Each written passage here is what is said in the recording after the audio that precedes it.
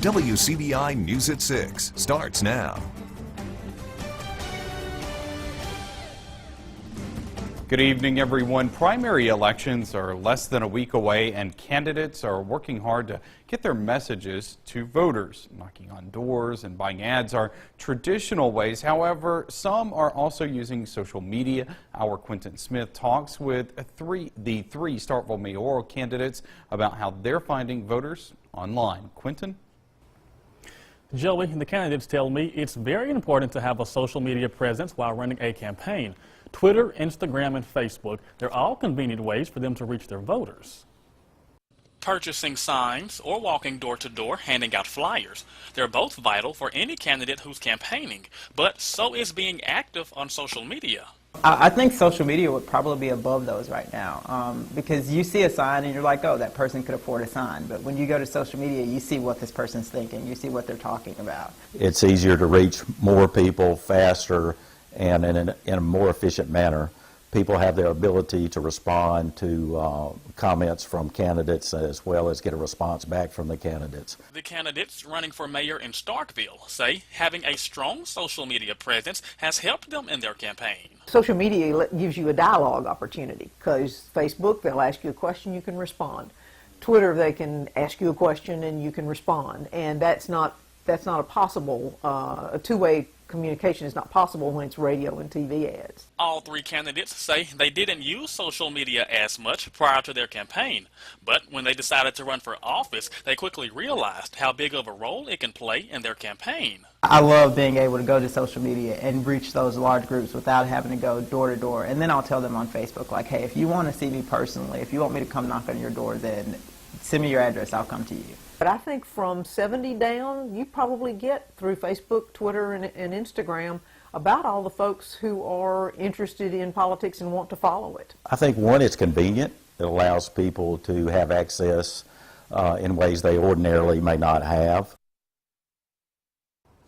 Now, the date for those primary elections are set for May 2nd. Joey, back to you.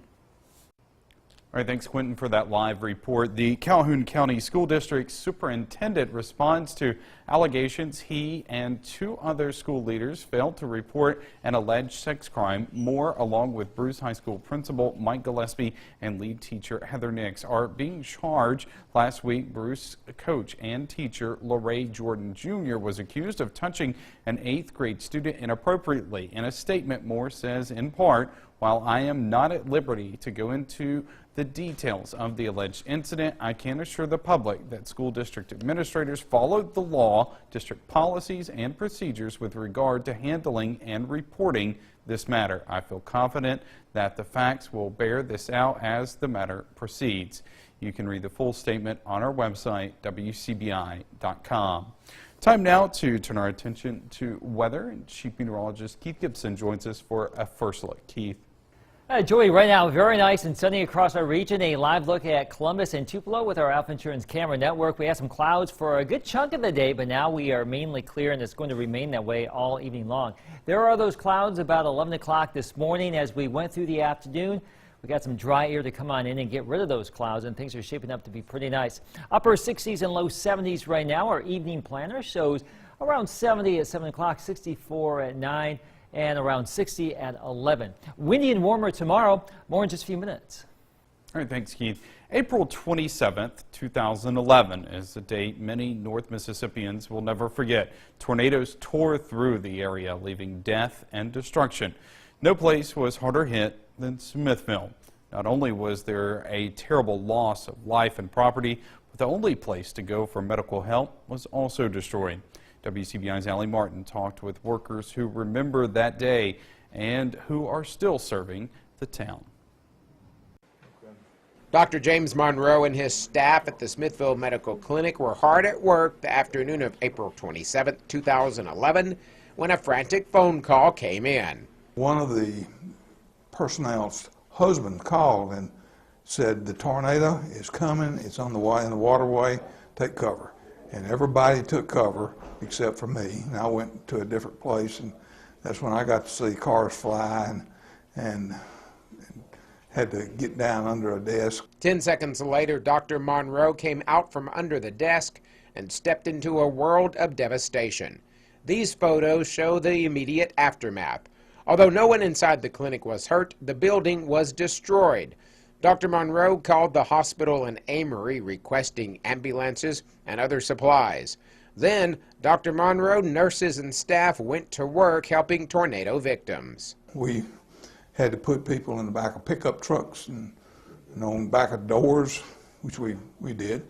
And the ambulance couldn't get there because the trees were down in the road, and we got what we had to work with and got people sent. Within a week, the Smithville Medical Clinic was operating out of temporary quarters. Nearly 3.5 years after the tornado, the clinic reopened in a new, larger facility. The clinic has its own pharmacy with a staff of about 20. The clinic receives a federal grant which helps it provide services to patients based on income and family size. It plays a key role in the community. We take a lot of pride in the fact that we contributed not only during the tornado, but afterwards. We felt like that we'd been a vital part to the, to the rebuilding of the town of Smithville. We serve a sort of a niche in taking care of some of the underserved at this clinic. For the Smithville Medical Clinic, not rebuilding was never an option. Doctors, nurses, and staff say they're part of this community through the good times and the bad. In Smithville, Allie Martin, WCBI News. 16 people were killed when that EF5 tornado hit Smithville in 2011. 161 homes, commercial buildings, and other structures were destroyed. Since then, the Monroe County town has a new town hall along with rebuilt churches and homes. One business that hasn't rebuilt is Piggly Wiggly. The town is still without a grocery store. Big chain stores, they want to do a survey, and I don't mind a survey, but let's go beyond our city limits. We're only 1 square mile. Let's get beyond that. Let's go into outlying communities right outside of southern Etowah County, over close to the Alabama line, down toward Amory, out toward Hatley, Greenwood Springs, that area.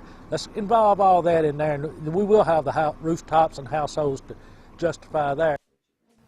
The town implemented building codes after the tornado, which has led to better housing. Smithville is home to about 640 people. That same system that hit Smithville also spawned an EF3 twister that hit Webster County. 1 person died and at least 15 were injured. Nearly 200 buildings were damaged. Webster County 911 Director Jimmy McLemore says the event was tragic, but taught first responders valuable lessons. Since then, we have joined the Code Red system, and that's been very valuable to the county and to the people that live here.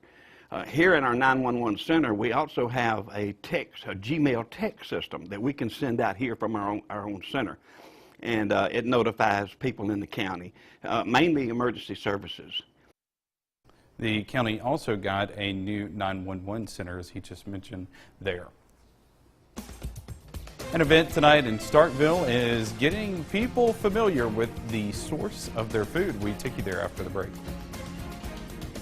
Welcome back, everyone. Do you know where your fruits and veggies come from? An event this evening in Starkville encourages people to buy from local growers. WCBI's Andrea Self is live from Farm to the Fork fundraiser. Andrea? Joey, organizers are putting the finishing touches right now on this event that's going on in Fire Station Park here in Starkville. It is a fundraiser for the Starkville Community Market.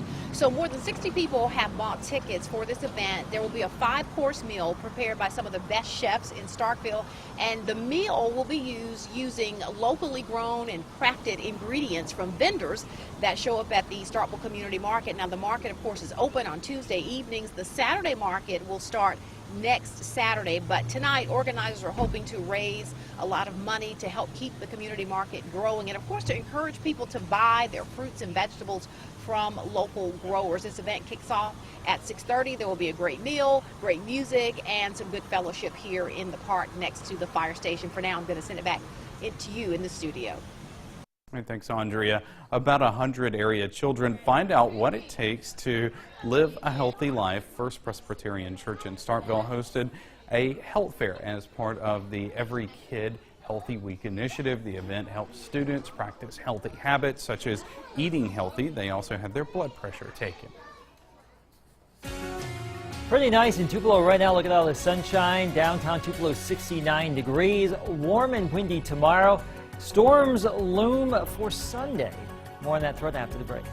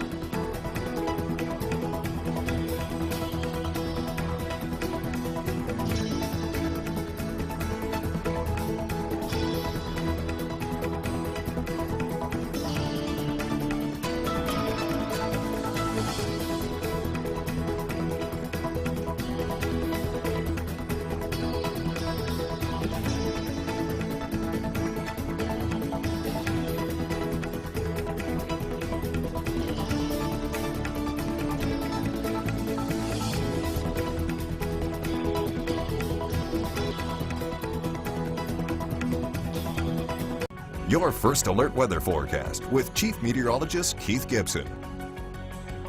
A brief tornado did touch down just to our south late last night, southeast of Carthage in Leake County, and it moved into southwestern Neshoba there. It was rated an EF1, maximum sustained wind there, or maximum wind gust at 105 miles per hour, about 11 miles long. All quiet in our neck of the woods today. Perfect weather to go to New Hope Elementary School.